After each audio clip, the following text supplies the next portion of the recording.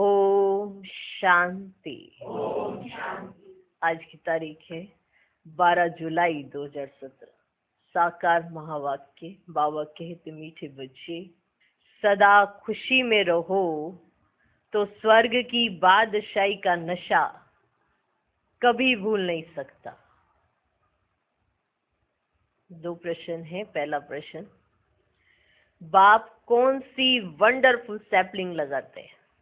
उत्तर, पतित मनुष्यों को पावन देवता बना देना, यह वंडरफुल सैपलिंग बाप ही लगाते हैं।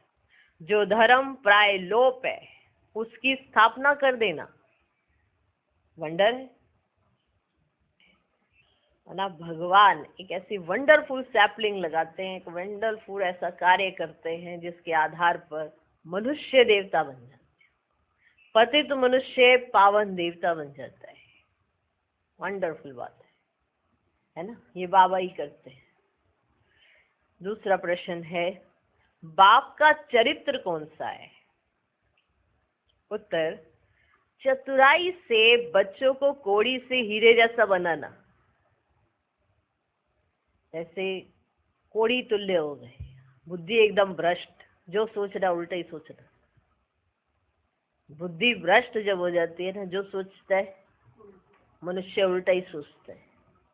तो बाबा हम बच्चों को चुनते हैं, अपने पास बिठाते हैं, हमारी ये जो भ्रष्ट बुद्धि है उसको श्रेष्ठ बनाते हैं। रोज रोज हमको समझाते हैं, फिर भी हमारी बुद्धि में कुछ का कुछ चल सकता है।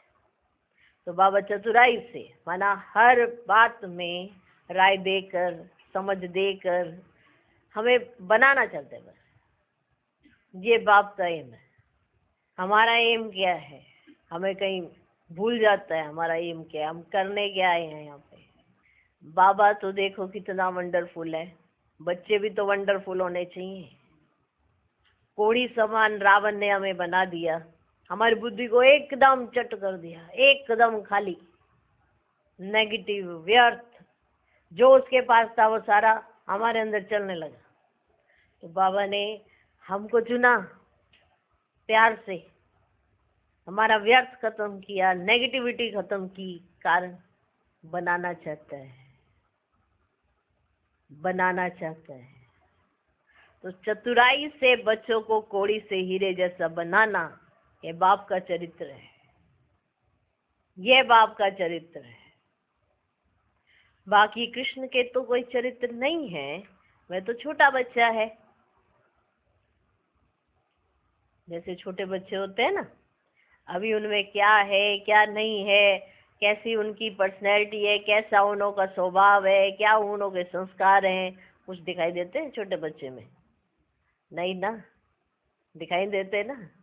जैसे जैसे वो बड़ा होता जाता है, अच्छा इसके ये संस्कार हैं। तो चरित्र गायन है कि बाबा ने हमको कोड़ी से हीरे तुल्य बनाया, इतनी मेहनत की, हमें समझाया, भ्रष्ट बुद्धि से समझ भी नहीं आता, फिर भी रोज रोज रोज रोज हम पे क्या कर रहे हैं? मेहनत। अगर हमारी अच्छी बुद्धि हो जाएगी, अच्छा सोचेंगे, अच्छा सोचेंगे, अच्छा कर्म होगा। अब बुद्धि अच्छी नहीं होती तो अच्छा नहीं सोचते, तो कर्म भी कैसे होते हैं? भ्रष्ट। कर्म भी भ्रष्ट हो जाते हैं। तो कोड़ी से हीरे तुल्य बनाने के लिए बाबा ने कितनी मेहनत की है, चतुराई से हमको समझाया, बैठा के पास में रोज रोज रोज समझाया। है ना वंडर? है ना वंडर? चतुराई से बच्चों को कोड़ी से हीरे जैसा बनाना, ये बाप का चरित्र है। बाकी कृष्ण के तो कोई चरित्र नहीं है, वह तो छोटा बच्चा है। आज का गीत है, रात के राही थक मत जाना। ओम शांति। मीठे मीठे बच्चे जानते हैं कि यह गीत कोई यहाँ का बनाया हुआ नहीं है।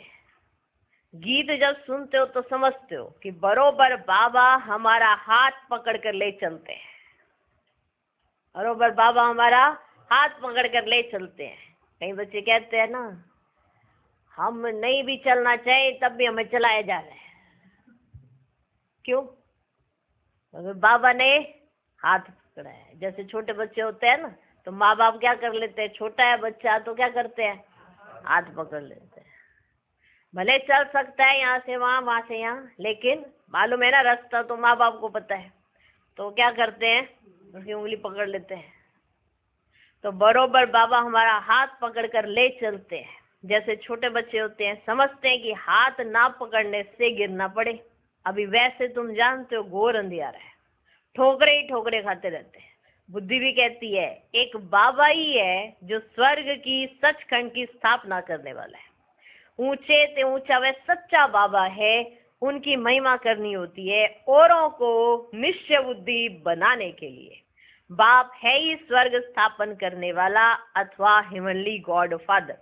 वही तुम बच्चों को पढ़ाते हैं, वही तुम बच्चों को पढ़ाते हैं।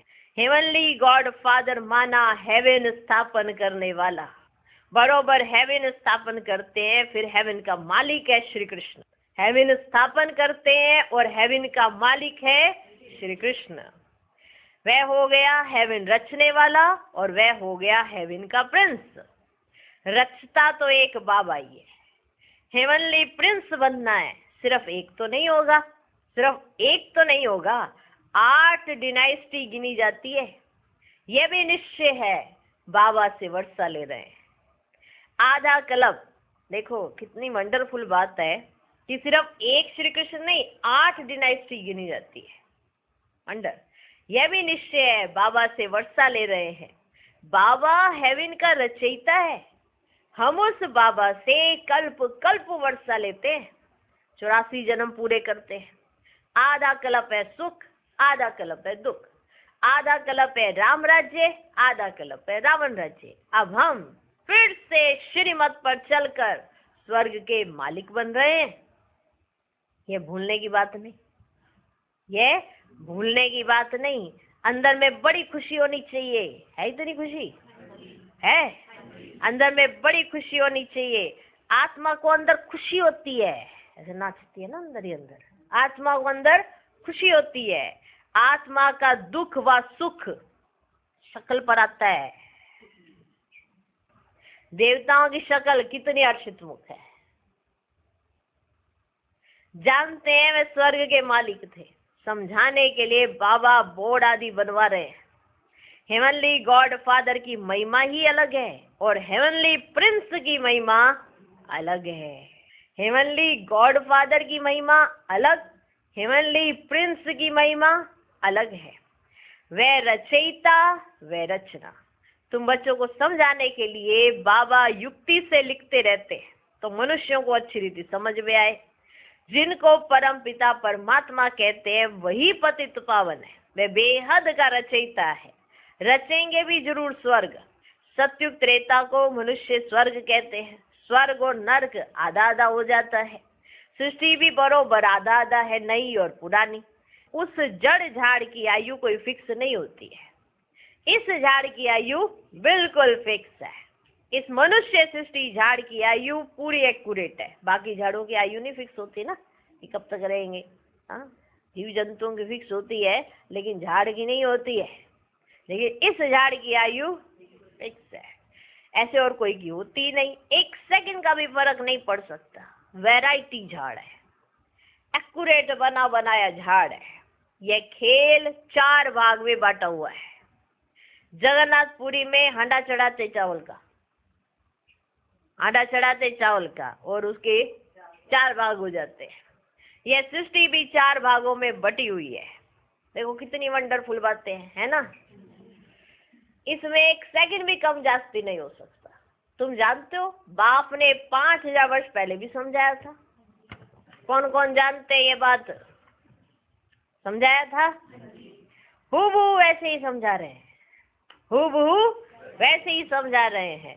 निश्चय है 5000 वर्ष बाद फिर हेवनली गॉड फादर स्वर्ग की स्थापना करने वाला हमको स्वर्ग की बादशाही प्राप्त कराने के लिए लायक बना रहे हैं। हेवनली गॉड फादर जिन्होंने स्वर्ग की स्थापना करी, उसमें हमको रहने के लिए लायक भी वह स्वयं ही बना रहे हैं। बाबा लायक बनाते हैं, रावण नालायक बनाते हैं, जिससे भारत कोड़ी जैसा बन जाता है। बाबा ऐसा हमें लायक बनाते हैं जो भारत हीरे जैसा बन जाता है। नंबरवार मर्तबे तो होते ही हैं। हर एक का अपना अपना कर्म बंधन का हिसाब किताब है। हर एक का अपना अपना कर्म बंधन का हिसाब किताब है। कर्म अकर्म विकर्म की गति तो बाप ही समझाते हैं। बाबा हमेशा कहते हैं अलग अलग राय पूछो अपने लिए, क्योंकि देखो ऐसे जैसे सभा में समझाया जाता है तो ये एक यूनिवर्सल हो जाता है, सारे सुन रहे होते हैं। कोई किस बुद्धि का होता है, कोई किस बुद्धि का होता है, कोई किस बुद्धि का। तो बाबा की मुरली में बहुत सारे पॉइंट्स आते हैं, तो वे एक यूनिवर्स में समझाए जाते हैं। समझ में आया? लेकिन आपके लिए क्या डायरेक्शंस हैं, आपको पर्सनल में लेने हो तो बाबा से पूछ सकते हैं। माना एक तो जनरल जो डायरेक्शन सबके लिए, पवित्र बनो, योगी बनो। जैसे जीवन में किसी का ऊपर नीचे हो रहा है, उसके लिए बाबा से पर्सनली राय लेते हैं कि बाबा ऐसा है तो हमें कैसे करना चाहिए, ऐसा है तो हमें कैसे करना चाहिए, ऐसे। क्योंकि मुरली तो सबके पास जाती है ना, कोई किस पॉइंट को उठा लेता है, कोई किस पॉइंट को उठा लेता है।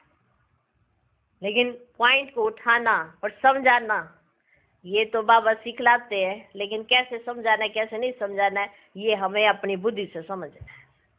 ठीक है? तो अगर किसी का कोई ऊपर नीचे नीचे ऊपर होता रहता है तो वो क्या करे? बाबा से आके राय करे, पूछे बाबा ऐसा है क्या करे। क्योंकि हिसाब किताब तो हर एक का अपना अपना है। समझे? बाबा हमेशा कहते हैं अलग अलग राय पूछो अपने लिए। अब जैसे बाबा राय देते हैं हर एक के लिए अलग अलग, तो कई बच्चे कहते हैं इसके लिए ये राय, उसके लिए वो राय, उसके लिए वो राय। ये तो पार्शियलिटी। उसके कर्म बंधन अलग है, तुम्हारे अलग है, तुम्हारे अलग है, तो हर एक के लिए राय भी क्या होगी? अलग अलग। मान लो जैसे एक परिवार में 4 बच्चे हैं, उसके माँ बाप हैं। अब सारे 4 बच्चे कहते हैं हमको समर्पित होना है, चारों के चारों कहते हैं, तो माँ बाप कहाँ जाएंगे? तो उसके लिए चारों का कर्म बंधन देखना पड़ेगा। तो उसमें से बाबा एक को क्या कहेंगे? तुम्हें माँ बाप की सेवा करनी है। एक को कहेंगे तुम्हें नौकरी करनी है और अच्छे से बाहर से सेवा करनी है। एक को कहेंगे हाँ आ जाओ। तो हो गए ना अलग अलग। जिसके जैसे कर्म बंधन कटने हो उसको वैसी राय दी जाती है। तुम करोगे फायदा तुम्हारा, बाप का फायदा है क्या? बताओ, बाप का फायदा है कोई? तो हर एक के कर्म बंधन अपने अपने हैं, तो हर एक के लिए राय भी अलग अलग ही होती है। तो अपने लिए पूछनी हो तो पूछो, बाबा बताएंगे तुम्हारे हिसाब किताब किस प्रकार के हैं। बाबा बताएंगे कि तुम्हारे हिसाब किताब किस प्रकार के हैं, तुम क्या पद पा सकते हो। सारी राजधानी स्थापन हो रही है, एक बाप ही किंगडम स्थापन करते हैं, बाकी सब अपना अपना धर्म स्थापन करते हैं। सतयुग में लक्ष्मी नारायण का राज्य था ना, वह है उन्हों की प्रारब्ध, सो भी नंबरवार। उन्होंने प्रारब्ध कैसे पाई? अभी तुम देख रहे हो ना, बाप कहते मैं कल्प कल्प कल्प के संगम पर आता हूँ। अनेक ऐसे कल्प के संगम बीते हैं, बीतते चलेंगे, उनका कोई अंत है ही नहीं। बुद्धि भी कहती है कि पतित पावन बाप आएंगे इस संगम पर, जबकि पतित राज्य का विनाश कराए पावन राज्य की स्थापना करनी है। इस संगम की ही महिमा है। सत्युग त्रेता के संगम पर कुछ होता ही नहीं है, वह तो सिर्फ राजाई की ट्रांसफर होती है। लक्ष्मी नारायण का राज्य बदल राम सीता का राज्य होता है, बस यहाँ तो कितना हंगामा होता है। बाबा कहते अब ये सारी पतित दुनिया खत्म होने वाली है, सबको जाना है। बाबा कहते मैं सबका गाइड बनता हूँ, दुख से लिबरेट कर सदैव के लिए शांति धाम सुख धाम ले जाता हूँ। तुम जानते हो हम सुख धाम में जाएंगे, बाकी सब शांति धाम में जाएंगे। इस समय मनुष्य कैसे भी है ना कि मन को शांति कैसे मिले, ऐसे कभी नहीं कहेंगे कि सुख मिले। ऐसे ही कहते हैं मन को शांति कैसे मिले, ऐसे कभी नहीं कहेंगे कि सुख मिले। शांति के लिए कहते हैं, सब शांति में ही जाने वाले हैं, फिर अपने अपने धर्म में आने वाले हैं। धर्म की वृद्धि तो होनी ही है। आधा कल्प है सूर्यवंशी चंद्रवंशी राजधानी, फिर और धर्म आते हैं। आदि सनातन देवी देवता धर्म का कोई है ही नहीं। अभी है कोई? अभी आदि सनातन देवी देवता धर्म का कोई है ही नहीं। धर्म ही प्राय लोप हो जाता है, फिर स्थापना होती है, सैपलिंग लग रही है। बाप ये सैपलिंग लगाते हैं, वह फिर झाड़ू आदि की सैपलिंग लगाते हैं। यह सैपलिंग कैसा वंडरफुल है।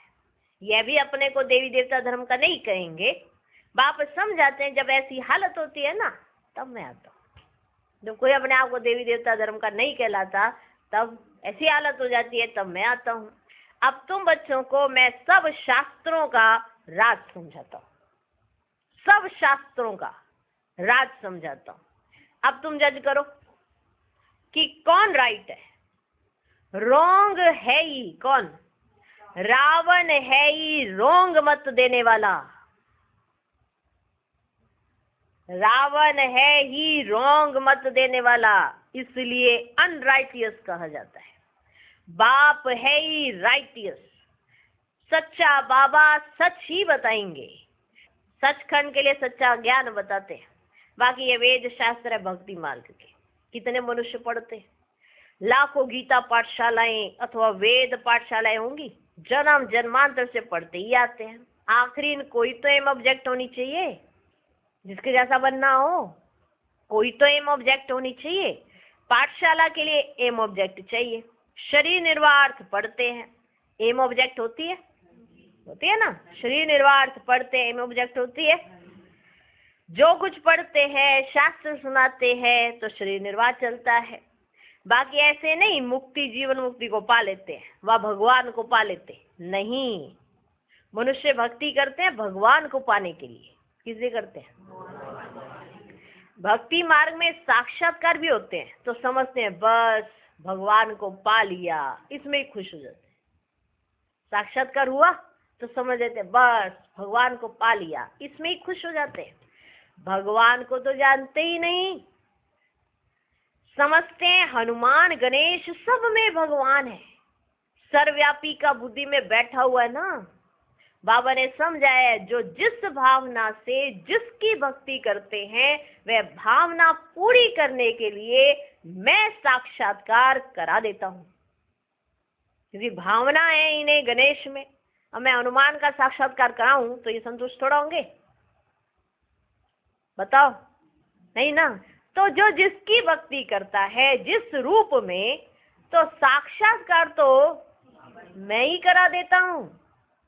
चलो इन्हों को हनुमान के रूप में मैं याद आ रहा हूँ, तो चलो इन्हें हनुमान का साक्षात्कार करा देता हूँ। ऐसे होता है। वे समझते हैं बस हमें भगवान मिल गया, खुश हो जाते हैं। भक्त माला है ही अलग और ज्ञान माला अलग है। इनको रुद्र माला कहा जाता है। कई कहते हैं ना हम तो भक्ति में ऐसे करते थे, भक्ति में ऐसे करते थे, ज्ञान में ऐसा करना है, ज्ञान में ऐसे। दोनों अलग अलग हैं। भक्ति में जो करते थे वो ज्ञान में नहीं कर सकते, और जो ज्ञान में करते वो भक्ति में नहीं कर सकते। ज्ञान में तो आप स्पष्ट आमने सामने बात भी कर सकते हो, मिलन बना सकते हो, जो भक्ति में नहीं कर सकते। भक्ति में सिर्फ एक साक्षात्कार करके खुश हो जाते हैं, उसके बाद चेंज तो कुछ नहीं आता जीवन में, ऊंचा जीवन तो नहीं हो जाता। सिर्फ एक साक्षात्कार किया, बहुतों ने किए हुए हैं, बहुतों ने किए हैं, लेकिन जीवन तो नहीं बदलता। अब यहाँ ज्ञान वाला में क्या है, जीवन बदल जाता है, समझ में आ जाती है बात, तो वो ज्ञान से ही होता है, और वो ज्ञान देने वाला स्वयं आता है। समझा? भक्त माला है ही अलग और ज्ञान माला अलग है। इनको रुद्र माला कहा जाता है, और वह है भक्त माला। जिन्होंने जास्ती ज्ञान पाया उन्हों की माला है, और वह जास्ती भक्ति करने वालों की माला है। भक्ति के ही संस्कार ले जाते हैं, तो फिर भक्ति में चले जाते हैं। वह संस्कार एक जन्म साथ चलते हैं, ऐसे नहीं कि दूसरे जन्म में भी होंगे। जो पीछे किया वो संस्कार हमारे एक जन्म साथ चलते हैं, ऐसे नहीं दूसरे जन्म में भी होंगे, नहीं। समझ में आया कुछ? हमारे अंदर जो संस्कार है वो हमारे पिछले जन्म के आ जाते हैं। अब जो हम करेंगे ये हमारे अगले जन्म में जाएंगे, ये संस्कार। देख लो, समझ में आया कुछ?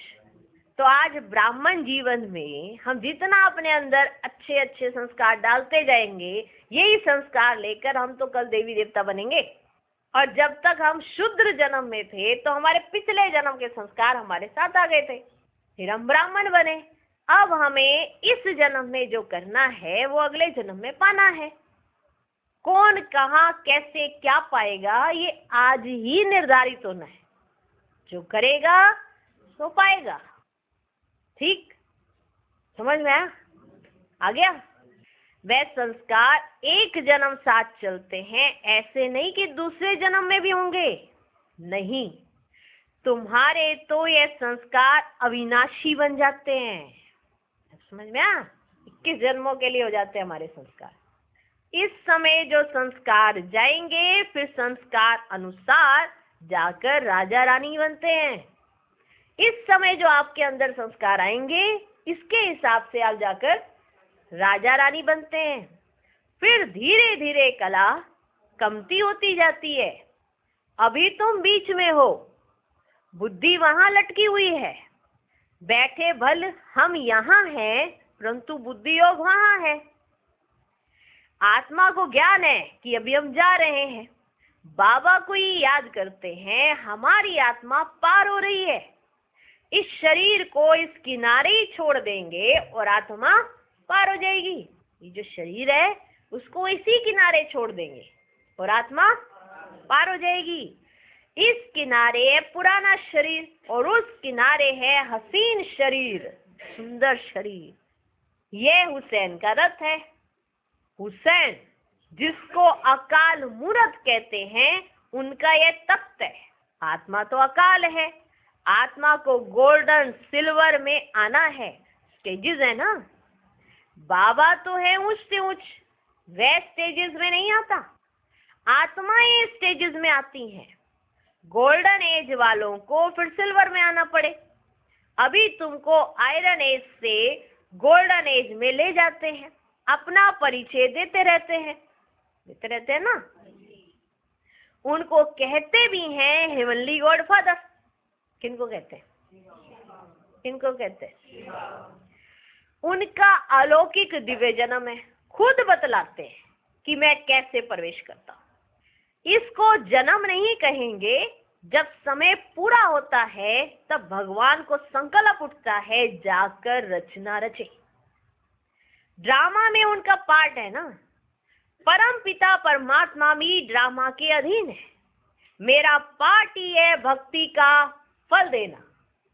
ये मेरा पार्ट है, भक्ति का फल देना। परम पिता परमात्मा को सुख देने वाला ही कहा जाता है। अच्छा, कर्तव्य करते हैं तो अल्प काल के लिए उसका रिटर्न मिलता है। जब कोई अच्छा कर्तव्य करते हैं तो अल्प काल के लिए उसको क्या मिलता है? उसका रिटर्न मिलता है। तुम सबसे अच्छा कर्तव्य करते हो, तुम सबसे अच्छा कर्तव्य करते हो, सबको बाप का परिचय देते हो, सबको बाप का परिचय देते हो। अब देखो, राखी का त्योहार आता है, आ रहा है ना। अब देखो, राखी का त्योहार आता है तो इस पर भी समझाना पड़े। राखी है ही पतित को पावन बनने की प्रतिज्ञा के लिए। राखी है ही पतित को पावन बनने की प्रतिज्ञा के लिए, अपवित्र को पवित्र बनाने का रक्षाबंधन। तुमको पहले पहले परिचय देना है पतित पावन बाप का। जब तक वे ना आए तब तक मनुष्य पावन बन नहीं सकते। बाप ही आकर पवित्र बनने की प्रतिज्ञा कराते हैं। जरूर कब हुआ है जो रस्म रिवाज चली आई है। अब प्रैक्टिकल में देखो, ब्रह्मा कुमार कुमारियां राखी बांध पवित्र रहते हैं। जनेऊ कंगन आदि ये सब पवित्रता की निशानी है। जनेऊ पहनना पवित्रता की निशानी है, कंगन पहनना पवित्रता की निशानी है। पतित पावन बाप कहते हैं काम महाशत्रु है। पतित पावन बाप कहते हैं अब मेरे साथ प्रतिज्ञा करो कि हम पवित्र रहेंगे। बाकी कोई कंगन आदि पहनना नहीं है, बाकी कोई कंगन आदि पहनना नहीं है। समझना है इस बात को। बाप कहते प्रतिज्ञा करो, मुझे 5 विकार दान करो। जैसे राखी बांधते हैं ना तो कुछ देते हैं ना, बाबा को भी चाहिए। हवा को भी चाहिए क्या? हाँ, ये 5 विकार, बाकी यहाँ का कुछ और नहीं चाहिए उसे। क्या चाहिए? 5 विकार, क्योंकि वो आपने दिए नहीं और आप बने। दुनिया ने रस्म रख दी है कि राखी बांधो पैसा ले लो, हैं? राखी बांधो पैसा लो, ऐसा नहीं। बाबा को क्या चाहिए? राखी बंधवाओ और 5 विचार दो। ये दे सकते हो, इसी में सारे आनाकानी करते हैं। 100 रुपया निकालना बड़ा सहज है जेब से, ये 5 नोट निकालना बड़े मुश्किल है। ये वाले 5 नोट बड़े मुश्किल से निकलते हैं, क्योंकि प्रतिज्ञा कर ली तो निभानी पड़ेगी। ये कौन सी राखी है? पवित्रता की। इसको निभाने के लिए, इसका वचन निभाने के लिए आपको 5 विकार दान करने हैं। यह राखी बंधन 5000 वर्ष पहले भी हुआ था। पतित पावन बाप आया था, आकर राखी बांधी थी कि पवित्र बनो, क्योंकि पवित्र दुनिया की स्थापना हुई थी। अब तो नरक है, हम फिर से आए हैं। अब श्रीमत पर प्रतिज्ञा करो और बाप को याद करो तो तुम पावन बन जाएंगे। समझ में आया? अभी श्रीमत पर प्रतिज्ञा करो, क्योंकि भगवान जब कह रहा है तो उस समय प्रतिज्ञा करो और फिर पावन बनो। याद करो, पावन बनो। अगर याद की यात्रा नहीं है ना तो पावन भी नहीं रह सकते। बाप को याद करो और पावन बनो। अभी पतित मत बनो। तुम भी कहो हम ब्राह्मण आए हैं प्रतिज्ञा कराने। तुम भी यही कहो कि हम ब्राह्मण आए हैं प्रतिज्ञा कराने। हम प्रतिज्ञा करते हैं हम कभी पतित नहीं बनेंगे, परंतु ऐसे भी बहुत लिखकर खत्म हो गए। बहुतों ने लिखा हम पतित नहीं बनेंगे, फिर वो धीरे धीरे खत्म हो गए। पतित पावन बाप आते ही है संगम पर, ब्रह्मा द्वारा आकर डायरेक्शन देते हैं बच्चों को कि पवित्र बनो। यहाँ सब ने प्रतिज्ञा की है, यहाँ सब ने प्रतिज्ञा की है। तुम भी जज करो, तब ही बाप से वर्षा मिलना है। तुम पवित्र ब्राह्मण बनो तो फिर देवता बन जाएंगे। हम ब्राह्मणों की प्रतिज्ञा की हुई है, एल्बम भी दिखाना चाहिए। ये राखी बंधन की रस्म कब से शुरू हुई थी?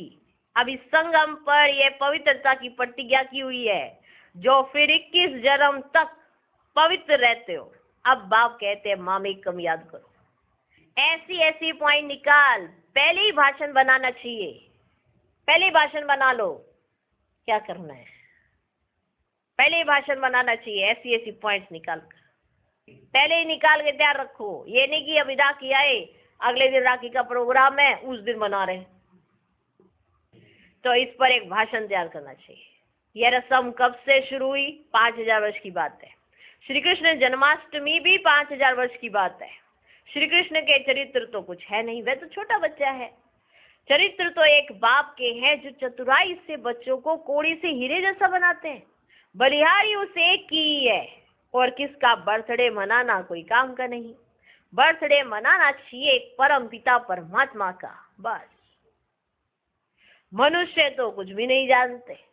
अच्छा, मीठे मीठे सिक्की लदे बच्चों प्रति माता पिता बाप दादा का याद प्यार और गुड मॉर्निंग। रूहानी बाप की रूहानी बच्चों को नमस्ते। हम रूहानी बच्चों की भी रूहानी बाप को नमस्ते नमस्ते नमस्ते। Good morning good morning good morning. धारणा के लिए मुख्य सार। पहला पॉइंट, वारिस बनने के लिए अपने सब हिसाब किताब कर्म बंधन चुकतू करने, बाप की जो राय मिलती है उस पर ही चलना है। दूसरा पॉइंट, सबको बाप का सत्य परिचय दे, पति से पावन बनाने का श्रेष्ठ कर्तव्य करना है। पवित्रता की राखी बांध पवित्र दुनिया के मालिक बने का वर्षा लेना है। आज का वरदान, ज्ञान को लाइट और माइट के रूप से समय पर कार्य में लगाने वाले ज्ञानी तू आत्मा भव। ज्ञान अर्थात नॉलेज, और नॉलेज इज लाइट, माइट कहा जाता है। जब लाइट अर्थात रोशनी है कि ये रॉन्ग है, ये राइट है, ये अंधकार है, ये प्रकाश है, ये व्यर्थ है, ये समर्थ है, तो लाइट और माइट से संपन्न आत्मा कभी अंधकार में नहीं रह सकती। अगर अंधकार समझते हुए भी अंधकार में है तो उसे ज्ञानी व समझदार नहीं कहेंगे। ज्ञानी तो आत्मा कभी भी रोंग कर्मों के, संकल्पों के व स्वभाव संस्कार के वशीभूत नहीं हो सकती। आज का स्लोगन, हीरो पार्ट बजाने के लिए जीरो बाप के साथ कंबाइंड होकर। ओम शांति।